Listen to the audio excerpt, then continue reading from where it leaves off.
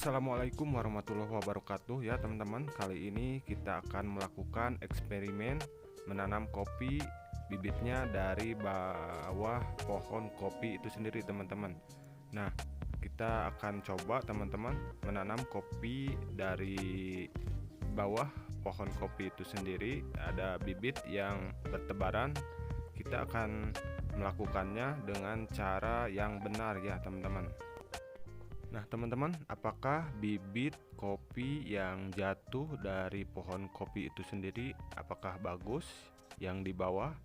Kita akan coba sharing-sharing ya teman-teman, karena saya juga belum melakukannya.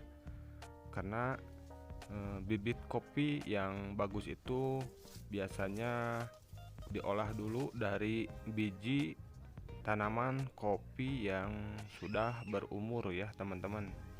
Nah, menurut saya ya teman-teman, bibit kopi yang jatuh oleh pemetik ya teman-teman, biasanya itu tumbuh dari bawah pohon kopi itu sendiri dan menjadi bibit seperti ini ya teman-teman. Nah, seperti ini. Kalau menurut saya, bibit seperti ini hanya mengisi kekosongan saja ya teman-teman. Misalnya di kebun kita tidak punya bibit, terus ada pohon kopi yang mati, ini bisa jadi pergantian ya teman-teman. Nah, kita bisa pilih bibit mana yang paling bagus ya teman-teman. Tentunya kalau saya memilih bibit dari pohon yang jatuh dari pemetik ini ya, yang dari bawah pohon kopi ini, saya melihat pertumbuhan kopi itu sendiri ya teman-teman. Biasanya ada yang kurang bagus tanamannya ya. Jadi kalau yang jatuh dari pohon kopi yang bagus ya teman-teman, biasanya keturunannya juga bakalan ikut bagus teman-teman. Tentunya ya teman-teman, bibit yang jatuh dari pemetik ini seperti ini tidak saya sarankan ya teman-teman. Karena apa? Karena ini tidak melalui proses sortasi ya teman-teman. Dan setahu saya, bibit yang paling bagus itu untuk ditanam di lahan pertama ya teman-teman. Penanaman pertama diambil dari pohon kopi yang sudah berumur 8 tahun ke atas atau 10 tahun ya teman-teman. Jadi dilihat perkembangan kopi di umur 10 tahun, pasti ada yang turun produksinya, ada juga yang bagus teman-teman. Nah, yang paling bagus itu pohon kopi itu yang dijadikan bibit ya teman-teman, maka keturunannya juga bakalan bagus. Nah, makanya teman-teman, saya belum membibitkan tanaman kopi yang di bawah 8 tahun ya teman-teman. Karena di umur 8 tahun ke atas atau 10 tahun akan kelihatan produksinya ya teman-teman. Mana kopi yang bagus untuk dijadikan keturunan, untuk dijadikan bahan pembibitan ya teman-teman.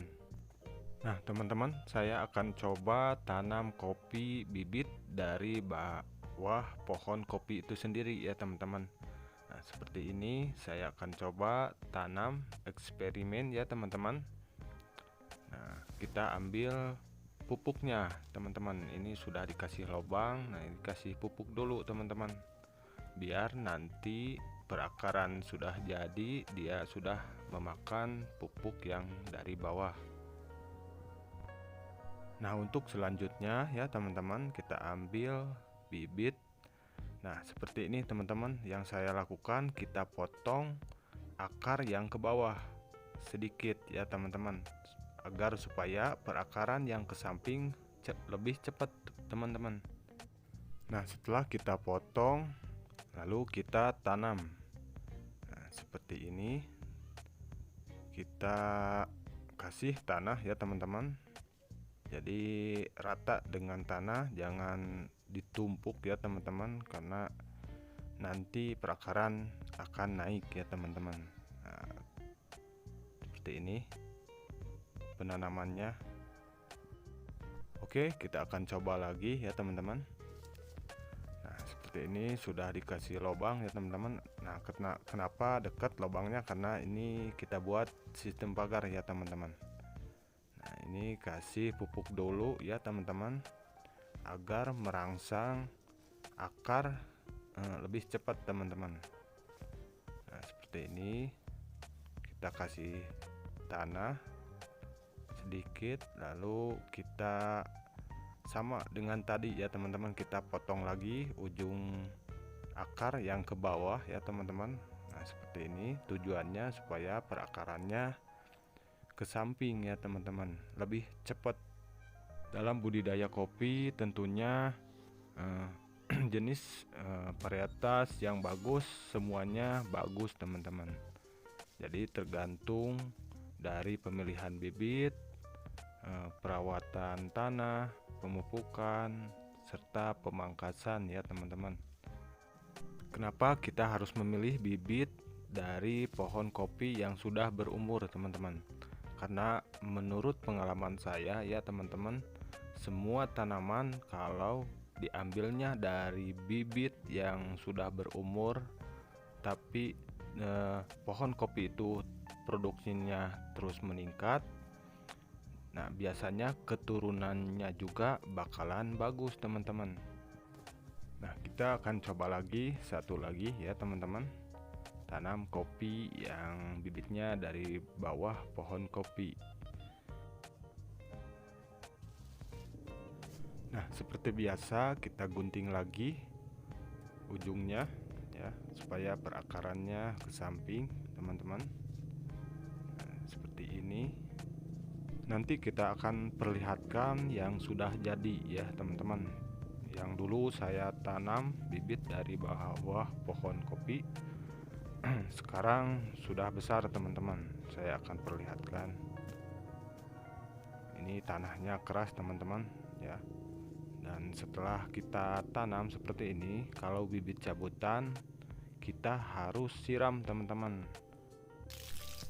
Nah, ini kita siram dulu karena sekarang kemarau ya teman-teman. Harusnya menanam kopi itu di bulan 1 ya teman-teman. Jadi awal penghujan. Memang sama ya teman-teman, bibit kopi dari bawah pohon kopi itu sendiri sama dengan bibit kita sortasi dulu ya, memang sama tumbuhnya. Tapi ya teman-teman, perbedaannya cuman di pertumbuhan teman-teman. Biasanya tanam kopi yang bibit cabutan dari bawah pohon kopi itu kelihatan di umur 10 tahun teman-teman. Dia akan kelihatan kekurangannya, perbedaannya sama bibit yang kita sortasi dari awal ya teman-teman. Jadi kalau ngambil bibit dari kopi yang sudah berumur dan pertumbuhannya bagus untuk dijadikan pembibitan kopi, maka keturunannya juga kita sudah yakin akan menanam kopi itu bakalan bagus teman-teman. Beda sama bibit seperti ini ya teman-teman, yang di bawah kopi. Tentunya kita tidak yakin ya teman-teman bahwa pohon kopi ini bakalan bagus di umur 10 tahun ke atas ya teman-teman. Jadi menanam kopi itu bukan sampai 5 tahun ya teman-teman. Jadi harus lama ya teman-teman, karena tanaman kopi ini jangka panjang ya teman-teman, bukan jangka pendek. Gak seperti tanaman yang seperti sayuran yang 3 bulan ya teman-teman cepat habis, 1 tahun habis. Jadi tanaman kopi ini umurnya harus panjang ya teman-teman.